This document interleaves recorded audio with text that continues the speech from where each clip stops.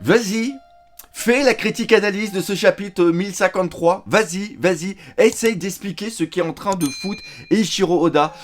Il est en mode ultra troll et je vais devoir vous expliquer tout ça et je ne sais pas du tout comment faire parce que c'est toujours la même chose quand il nous fout une masterclass de cette catégorie. Je ne dors pas. Je pense à plein de trucs et c'est une véritable folie. Mais vous inquiétez pas, on va essayer de faire les choses correctement. J'ai une petite liste qui est là-bas. On va parler de quoi? On va parler du gouvernement mondial, on va parler de Morgan, on va parler de Sabo, on va parler du Di, de Shukiyaki, le papounet d'Oden qui est revenu, de Pluton, de l'arme antique, de Ryukyu, sa puissance. C'est un truc phénoménal et on va parler de peut-être la mort d'un Mugiwara. Oui, c'est complètement fou. Mais avant ça, on va vous faire quelques petites annonces. Premièrement, ceci, je tenais à vous le faire voir. Voilà, c'est le cadeau du mini-doc pour la fête des pères. Quand Van Gogh fusionne avec Eiichiro Oda, ça fait Van Oda.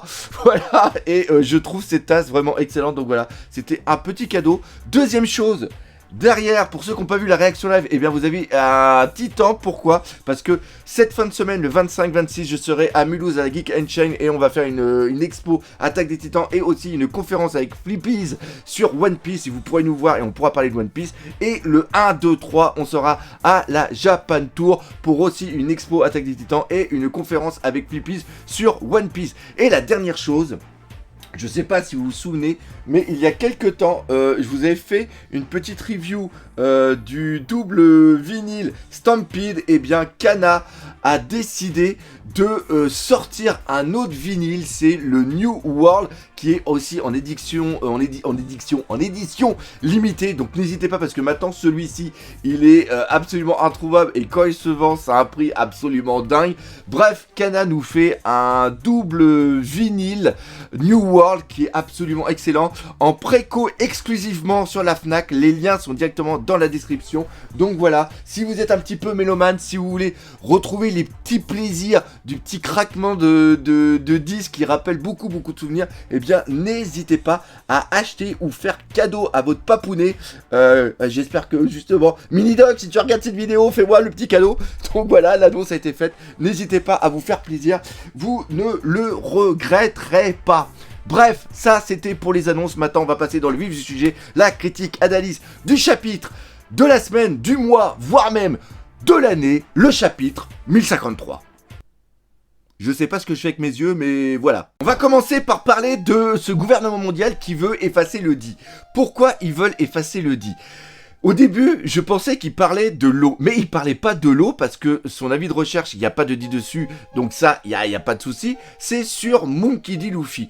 Et je me suis dit, mais Monkey D. Luffy, son avis de recherche, elle vient pas juste d'être faite, elle est faite depuis plusieurs années, donc pourquoi ils veulent effacer le Di? Et en plus, quand tu vois sa nouvelle transformation image qui a été donnée par Garnica, je ne sais pas comment il a fait pour prendre la photo, ça encore, c'est l'un des grands mystères de One Piece. Les gens qui connaissent Luffy, et quand tu as Luffy en mode Gear 5, il n'y a pas énormément de différence. On reconnaît sa tête d'abruti tout heureux.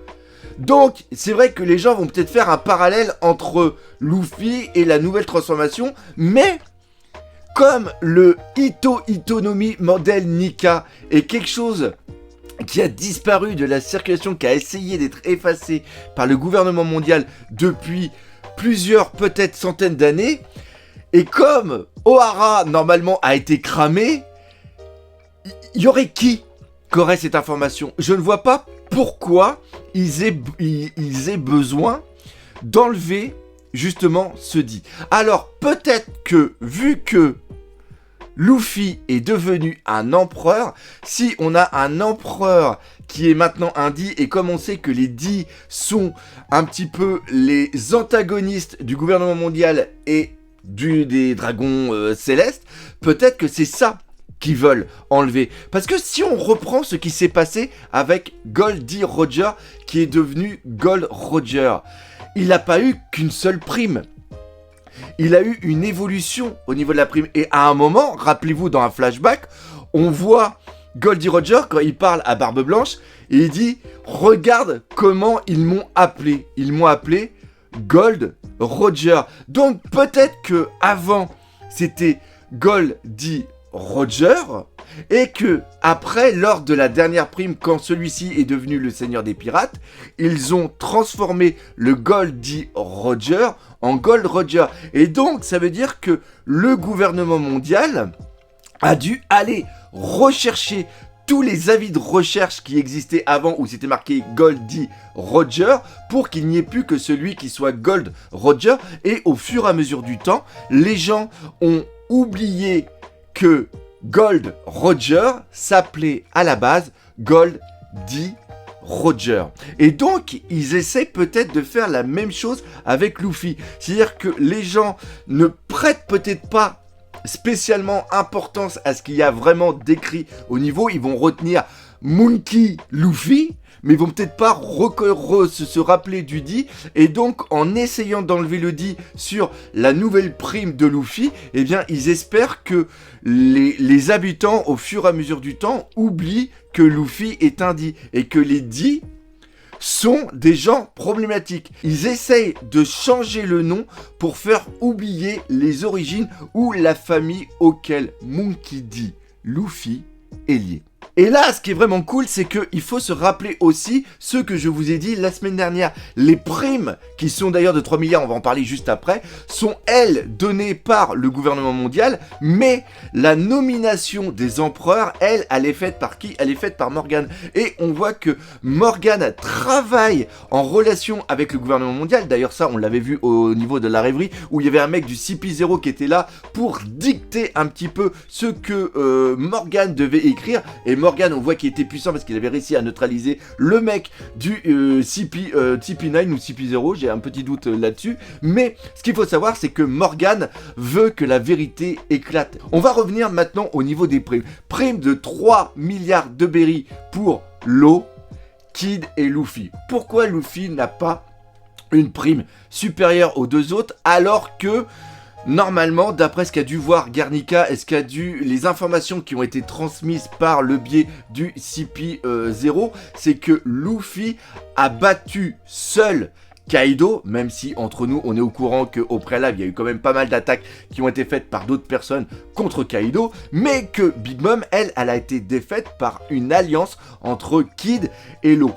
La chose a été faite pour moi parce que, comme je dis, le gouvernement mondial donne une prime et en mettant Law, Luffy et Kid sur le même niveau avec les mêmes primes, il ne met pas en avant Luffy. Et ça reprend ce que je vous ai dit précédemment au niveau du D. Ils ont cette volonté de ne pas mettre Luffy en avant pour ne pas le présenter comme la menace ultime qui pourrait peut-être donner un sursaut à la population de se révolter. Maintenant, on va reprendre quelque chose qui est hyper dingue que je n'avais pas vu lors de la réaction live et c'est pour ça justement que plusieurs lectures sont nécessaires et c'est aussi une preuve, contrairement à ce que certains disent, petite parenthèse, que je lirai les spoils avant de faire mes réactions live. Croyez bien que si j'avais lu les spoils normalement devaient indiquer que Sabo était présent et donc j'aurais pu faire mon truc en disant hey, regardez comment j'analyse bien les cases dès la première lecture, j'ai vu qu'il y avait Sabo. Franchement, Sabo, pour le voir, il fallait, enfin pour le découvrir de soi-même, il fallait vraiment le savoir parce que même moi, une fois que je l'ai lu quelque part, je me suis dit merde, putain, Sabo, il est là, il est dessiné sur un coin de case. Et merde, putain, faut vraiment le savoir. Mais encore une fois, c'est du Eiichiro Oda. Eiichiro Oda, c'est vrai que One Piece ne se lit pas en une fois.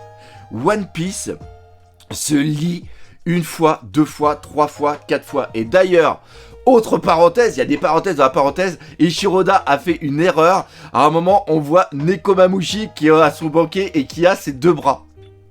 Alors que ça, c'est une faute. Alors, ce qu'il faut savoir, c'est que, encore une fois, personne n'est infaillible. Et il peut oublier que Nekomamushi, il avait une blessure énormément qui lui manquait un bras. Et ce qui se passe, c'est que quand c'est prépublié avec les fautes soit de texte, soit au niveau d'ancrage ou au niveau de dessin. Mais quand ça sera publié en version tome, c'est-à-dire que quand tous les chapitres seront remis en une seule fois dans un tome, eh bien cette erreur, elle, va être rectifiée. Vous verrez quand on verra normalement le tome 104. Si mes souvenirs sont bons, on en reparlera. Bref, tout ça pour dire que là, on a Sabo qui a été mis et... Sabo, c'est des gens, on voit une sorte de drapeau révolutionnaire et Ichiro Oda nous donne l'information qu'il se passe quelque chose en ce moment au niveau de Sabo. Et on est toujours sur la rêverie, je vous en ai parlé lors du précédent, critique, analyse pour se dire...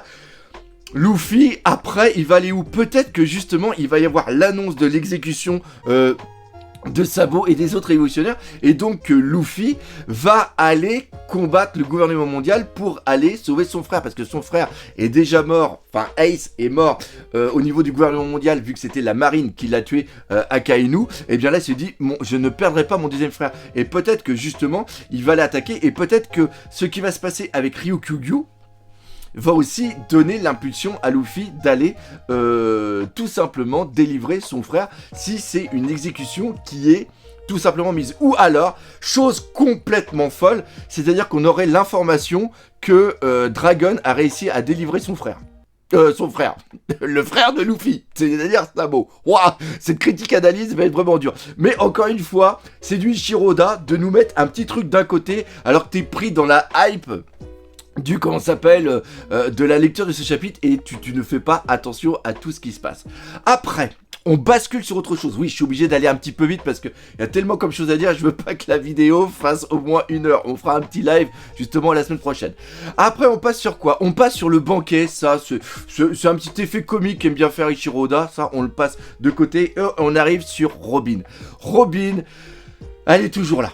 Elle n'a pas été prise par le CP0, parce que rappelez-vous que le CP0, ça fait quand même 1 semaine qu'ils sont partis de Wano Kuni. Ils ont croisé le Queen Mama, enfin le Mama chanteur, enfin le bateau de Big Mom. Il s'est passé quelque chose. Garnica était sur ce bateau, donc ils ont quand même réussi à s'échapper, vu que Garnica a réussi à donner la photo au gouvernement mondial. Mais qu'est-ce qui s'est passé avec Big Mom? Ça, c'est une très très bonne question, et peut-être qu'on aura la réponse de ça dans les premières 2 pages avec l'histoire de quoi? De tout simplement la fuite du Germa Double Six. Donc, on revient sur Robin. Robin, qui était tout simplement en train d'analyser le poneglyphe, et il y a Itetsu qui arrive, et Itetsu est Sukiyaki, le père de Oden. Là, ça, je ne l'avais pas vu venir du tout. Mais pas du tout, pas du tout, pas du tout. Et je suis un petit peu sur le cul. Le but de ça, c'est qu'ils permettent de donner de l'expérience à Momo.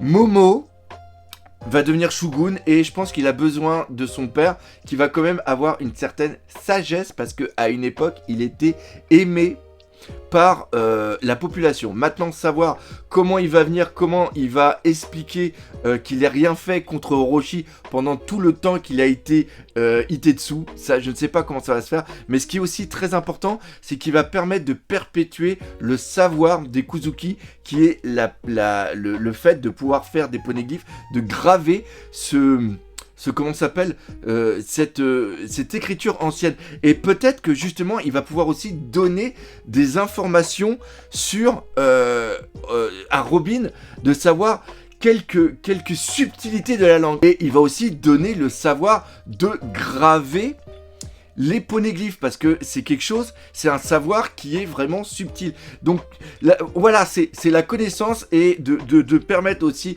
un hommage à Oden, un hommage à son père. Je pense que ça peut être quelque chose qui peut être sympa. Mais encore une fois, il nous lâche ça comme ça, une véritable bombe dans la gueule qui est absolument dingue. La deuxième chose aussi, c'est que Robin était au courant que Pluton était sur justement Wano Kuni. Je me rappelais que Alabasta donnait l'emplacement d'armes antiques, mais je pensais qu'elle donnait l'emplacement de toutes les armes antiques, c'est-à-dire que je pensais que celle d'Alabasta donnait l'emplacement de Pluton, d'Uranus et aussi de Neptune. Je pensais qu'elle donnait à la base que celle de Neptune, mais non, celle de Neptune, l'emplacement a été donné par celle qu'ils ont trouvée au niveau de Skypia. Et donc, celle de Alabasta, comme l'a dit Crocodile, c'était bien l'arme Pluton. Et Robin m'a induit en erreur parce que dans mes souvenirs, je sais qu'elle dit à Crocodile que ce n'est pas le cas. alors que c'était quand même réellement le cas. Et donc Robin, depuis Alabasta, sait qu'à Wano Kuni, il y a une arme antique. Cette arme antique, c'est quoi? C'est Pluton. Et qu'est-ce que Pluton? Alors Pluton, c'est un bateau, un gros vaisseau. Les plans étaient détenus par le mentor de Franky, et Franky les avait et les a brûlés.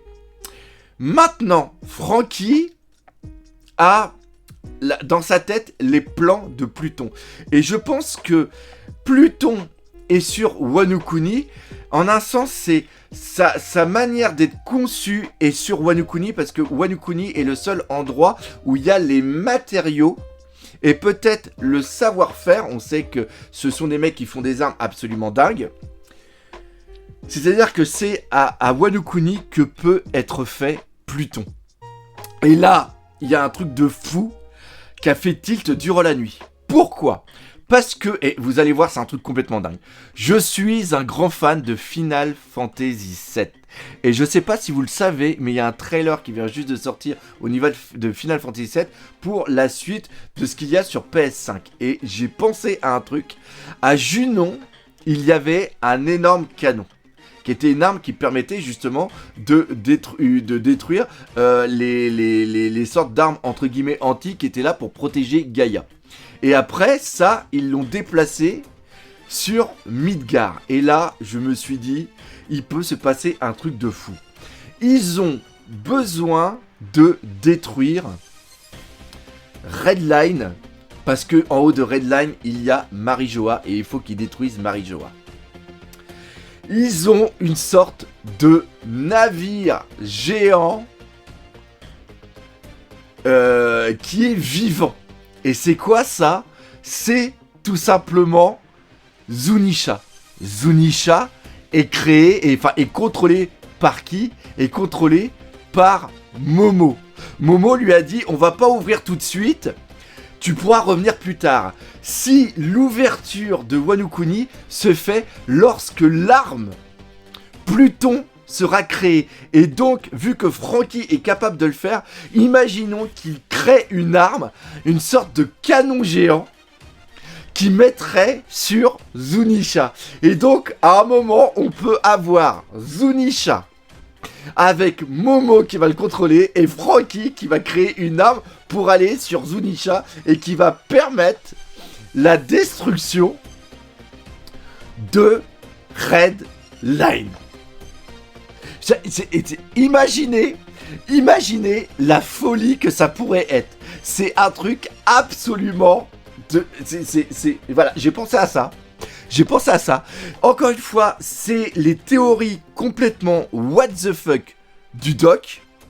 Mais nom de Zeus,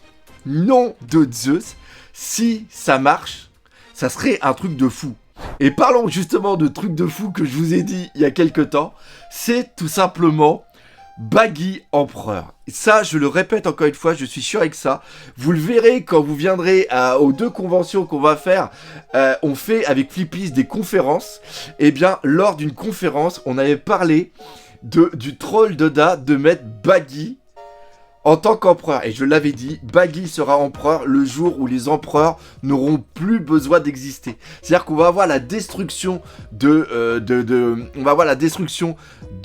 Redline, la destruction de Im-sama et du gouvernement mondial. Et donc, le monde va peut-être arriver dans un système de paix.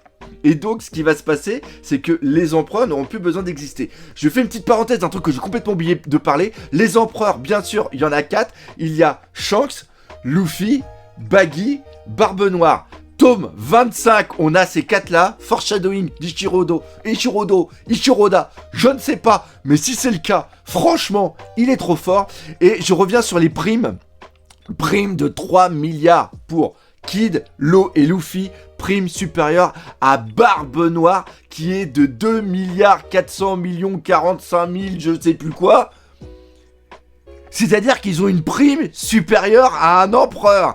Est-ce que Barbe Noire, par rapport à des trucs qu'il aurait fait pendant Wano Kuni, a aussi eu une prime qui aurait augmenté? Je ne sais pas. Mais il fallait le dire, ils ont une prime supérieure à Barbe Noire. Bref, je sais plus où j'en suis. Oui, Baggy, théorie complètement what the fuck, qui se réalise. C'est un troll d'Oda. Alors, je sais que je suis pas le seul à l'avoir deviné. Il y en avait d'autres qui l'avaient dit aussi. Mais voilà, quoi. Voilà, un truc qu'on dit... complètement... rappelez-vous, je vous avais dit aussi, il y a très longtemps, qu'il y aurait une alliance entre Luffy et Big Mom. Enfin, les Mugiwara et Big Mom. Ça s'est passé. Bon, certes, ça a été court, mais ça s'est passé. Voilà, donc il se passe des trucs. Avec One Piece, on est sûr de rien. Et l'autre chose qu'on n'est pas sûr, et on va passer du coq à l'âne, c'est Ryukyu et la puissance. Et Shiro Oda se fout de nos gueules, de nos gueules, oui, il faut le dire, avec la puissance. On a Queen et King, qui sont des bras droits d'empereurs, qui ne sont pas n'importe quoi. Regardez comment ils ont galéré, surtout pour King, comment ils ont galéré pour le tuer, la puissance. Et là, il y a un amiral qui arrive et qui sait, mais il les a balayés. C'est exactement la même chose que quand Kizaru est arrivé au niveau des Shabondi avec les Supernovas. Supernovas qu'on voyait hyper puissants, hyper forts, et ils se sont totalement fait maîtriser. Alors les débats, la puissance d'un amiral est-il d'un niveau d'un empereur ou truc comme ça?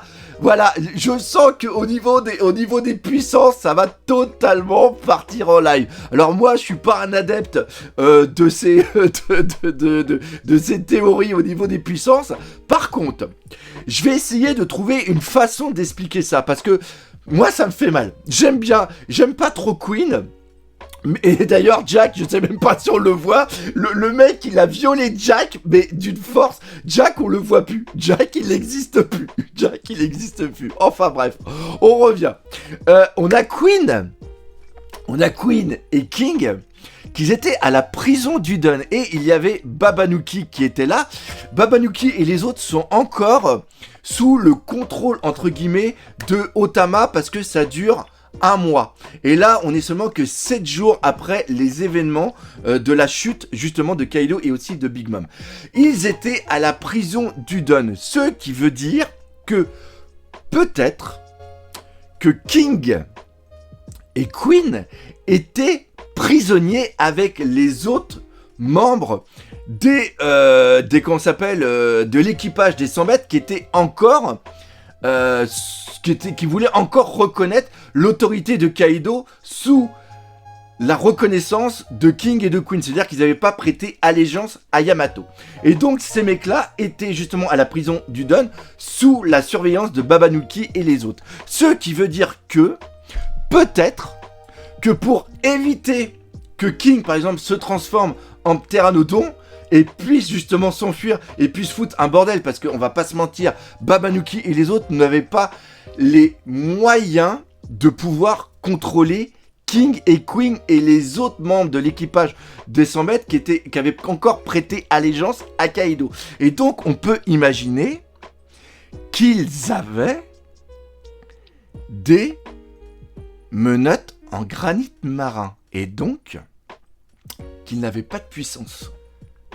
Et c'est pour ça que Ryukyu a pu les maîtriser. Donc, King et Queen ne sont peut-être pas des merdes. Bon, j'espère qu'ils sont encore vivants. De toute façon, on est dans One Piece. Normalement, ils sont encore vivants. Mais ça, c'est une bonne chose. Maintenant, on va passer sur Ryukyu. J'adore ce perso. J'adore ce perso. Alors, certes, au niveau de la gueule, il est un peu bizarre, mais quand on prend Kizaru au niveau de la gueule, il est un peu bizarre, mais il a quand même un super flow.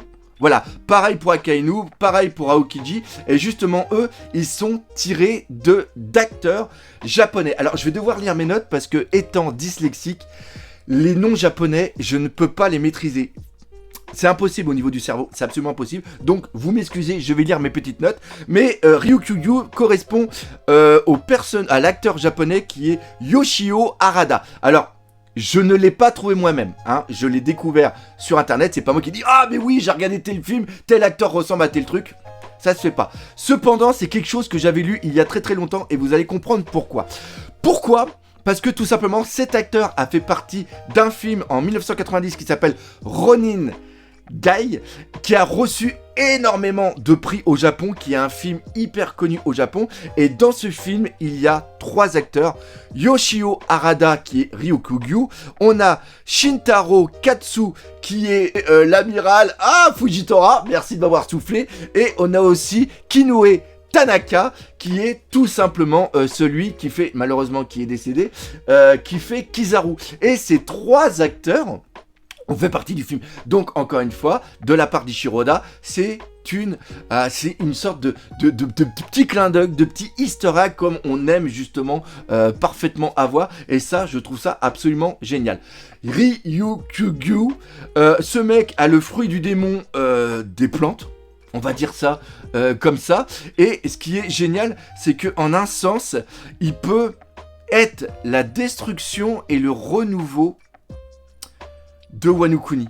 C'est-à-dire que les plantes se nourrissent de la mort pour vivre. Les nutriments dans le sol, la décomposition, etc., etc., etc. Et là, on voit par exemple que Udon, il y a des arbres qui sont en train de pousser, et même quand il marche, on voit qu'il y a des plantes qui sont en train de pousser derrière lui. Alors, même si je vous ai dit préalablement que King et Queen avaient sûrement des menottes en granit marin, c'est pour ça qu'il a réussi à les avoir, il ne faut pas sous-estimer la puissance d'un amiral. Moi, je fais partie, et je vais dire quelque chose, et je vais sûrement me faire insulter. Je pense que, pour moi, les amiraux peuvent être du niveau d'un empereur. C'est-à-dire que quelqu'un qui est un amiral, s'il avait été de l'autre côté du monde, si on prend un monde manichéen, c'est-à-dire la justice, les gentils, la marine et les méchants, les pirates, s'ils avaient décidé d'être des pirates, eh bien, ils auraient eu la possibilité, grâce à leur technique et leur maîtrise de leurs fruits, de pouvoir prétendre, on va dire ça comme ça, au pouvoir d'empereur. Même si Barbe Blanche a quand même, au niveau de Marineford, fait très très mal à Akainu a quand même survécu, il lui a quand même fait mal. Même si Barbe Blanche, à la rigueur, était malade, était en fin de vie, c'est à la fin où il y a eu une certaine colère qu'il a réussi à vraiment faire mal à Akainu. C'est-à-dire, c'est le père blessé qui est capable de puiser de la force au fond de soi, qui a vraiment fait mal. Et je pense même qu'au niveau de Marineford, l'échelle de puissance qu'avait en tête Ichiro Oda n'est pas la même échelle de puissance qui est présente maintenant. À la rigueur, si un jour vous voulez que je fasse un débat au niveau de la puissance, n'hésitez pas, laissez-le dans les commentaires. Tout ça pour dire que, qui c'est qui va vers la capitale des fleurs en plus Ryukugyu, petite relation qui est quand même assez sympathique ma foi. Oui, je suis complètement fou. Il y a Ryukugyu qui va arriver et il a pour but de détruire tout simplement Luffy. Voilà, c'est la chose qu'il va faire. Il veut tuer pour la donner à une personne. Quelle est cette personne ? Cette personne, on a 2 choix. Premier choix qui serait Vegapunk. Deuxième choix qui serait Im-sama. Pourquoi Vegapunk ? Comme il a réussi à maîtriser Queen et King et qu'il demande un bateau, c'est sûrement pour les prendre, les amener au gouvernement mondial pour que Vegapunk utilise leurs fruits du démon. Et pourquoi pas, comme il sait qu'il peut prendre un objet et le lier à un Zoan, pourquoi pas créer une arme avec le pouvoir de Queen et le pouvoir justement de King. En plus, peut-être que Vegapunk a demandé à Ryukugyu de faire ça parce que Queen et Vegapunk ont fait partie de la même équipe à une époque. Deuxième chose, c'est qu'il serait directement sous les ordres de Im-sama. Ce qui peut être plausible et qui, en un sens, explique sa position au niveau du gouvernement mondial quand on a eu justement la rêverie. Et c'est pour ça qu'il serait une sorte de bras droit un petit peu secret qui serait au niveau de la marine pour justement pouvoir passer à travers les ordres et la mentalité un petit peu chien fou de Akainu, parce que Akainu ne veut pas absolument exécuter les ordres du gouvernement mondial de façon aveugle. Ça, il l'avait bien dit. Donc, vu que là, en plus, Ryukugyu dit bien « ne prévenez pas Akainu », il est en train de travailler pour quelqu'un qui ne fait pas partie de tout simplement qui est sous les ordres directs de Akainu. Maintenant, est-ce que Ryukyuyu pourrait faire partie de cette haute branche de la marine? C'est plausible, mais je pense pas que ce soit ça. Et ça nous ramène sur la théorie complètement folle de fin, c'est-à-dire la mort d'un Mugiwara, et pas n'importe qui, Zoro. Théorie plausible à 5%. Mais 5% dans One Piece avec la mentalité d'Ichiro Oda, ça fait beaucoup. Alors, peut-être pas mort, mais un sacré handicap au niveau de Zoro. C'est-à-dire que là, il va arriver, ils vont essayer de le maîtriser, mais comme il a Ryukyuyu à son pouvoir, et comme Luffy n'est pas totalement remis, eh bien, je pense qu'il va y avoir besoin que quelqu'un fasse une barrière le temps que justement l'équipage des Mugiwara puisse partir et qu'il dit vous inquiétez pas, je reviens plus tard. Une sorte de remake de ce qui se passe au niveau de Shabondi. On est toujours un petit peu dans ce parallèle avec ce qui a été justement fait entre la pré-ellipse et le post-ellipse, et je vois le seul, peut-être pas à la rigueur, les deux seuls, les trois. Là on arrive, plus j'y pense, plus j'en ai qui arrivent. Les seuls qui pourraient vraiment avoir la puissance et l'abnégation de sacrifier son rêve pour protéger son capitaine sont Zoro, Sanji, Jinbe. Je pense peut-être que Zoro et Sanji ont un besoin pour la suite. Peut-être que Jinbe est dans un mode Pedro, c'est-à-dire que Jinbe face à Big Mom quand il y avait eu la roue, eh bien, et même comme on sait qu'il est resté face à Big Mom, peut-être qu'il a perdu énormément d'expérience de vie et qu'il ne l'a pas dit à Luffy, qu'il est venu une dernière fois prêter main forte à Luffy, et peut-être qu'il se sait sacrifier et qu'il va en un sens, enfin il sait que sa vie n'est plus très longue et il va faire un petit peu comme une Pedro, si Pedro est toujours bien mort, bien sûr, et bien qu'il va se sacrifier pour que justement l'équipage puisse partir. Ou alors, ce qui serait complètement fou, c'est-à-dire qu'on ait Yamato qui pète les plombs et qui décide de buter Ryukyuyu pour permettre justement aux Mugiwara de partir, et ça empêcherait en un sens Yamato de revenir dans l'équipage, enfin de devenir et de faire partie de l'équipage. Ça pourrait être pas mal. Voire sinon Itetsu. Enfin bref, il va y avoir un drame face à Ryukyuyu pour que Luffy et les autres puissent partir. Donc voilà globalement ce qu'il y avait à dire au niveau de ce chapitre. Très grosse vidéo, je viens de voir le temps. Encore une fois, si vous voulez parler de One Piece, n'hésitez pas à venir en fin de semaine à Mulhouse, à la Geek Kenshin. Et sinon, si vous êtes de l'autre côté, à Tours, le 1, 2, 3 juillet, encore une fois, gros merci de votre soutien. Si vous avez aimé cette vidéo, n'hésitez pas à la partager pas autour de vous. Laissez des commentaires, mais surtout, on n'oublie pas le principal, One Piece, c'est la vie. Allez, salut mes camarades.